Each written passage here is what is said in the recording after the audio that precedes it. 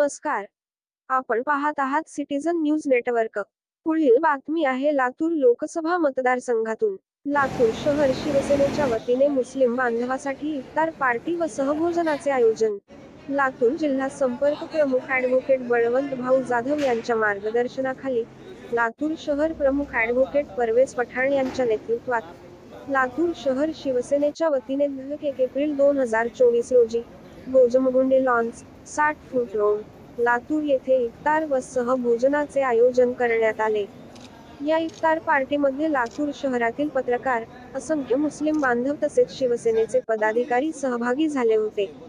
लातूर जिल्ह्यातून citizen news नेटवर्कसाठी मासूम खान यांचा विशेष रिपोर्ट।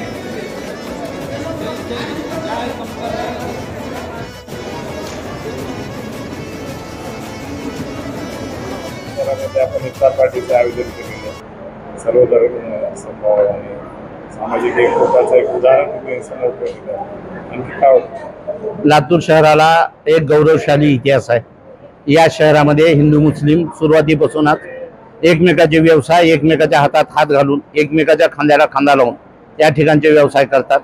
त्या गौरवशाली परंपरेला पुढे नेण्यासाठी भावी पिढीला हे कळालं पाहिजे की आपल्या सामाजिक ऐक्य व एकोपा या पुढे दिसला पाहिजे।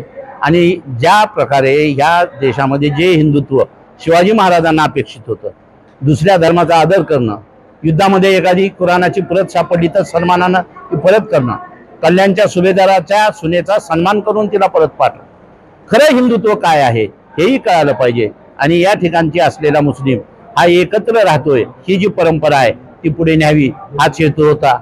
लातूरचा एक अशी ऐतिहासिक कथा आहे की ज्यापर्यंत सुरसावलीचा झेंडा जात नाही तोपर्यंत सिद्धेश्वरची जत्रा चालू होत नाही, आणि जोपर्यंत सिद्धेश्वरकडनं चादर येत नाही सुरसावलीचा उरूस होत नाही। ही जी परंपरा आहे ती पुढे जोपासावी। लातूरची ही गौरवशाली परंपरा जोपासण्यासाठी आदरणीय हिंदू हृदय सम्राट बाळासाहेब ठाकरे व आमचे नेते एकनाथरावजी शिंदे यांनी सांगितलेलं आहे की 80% समाजकारण व 20% राजकारण, हा समाजकारणाचा एक भाग बनवून 80% हा एकोपा जोपासण्यासाठी राजकारण विरहित हा मेळावा आणि हे स्नेहभोजन आम्ही आयोजित केलेलं आहे। नक्कीच या स्नेहभोजनामुळे हिंदू मुस्लिमांमध्ये प्रेम जे आहे ते आणखी वाढेल अशी आम्हाला खात्री आहे। जय हिंद, जय महाराष्ट्र।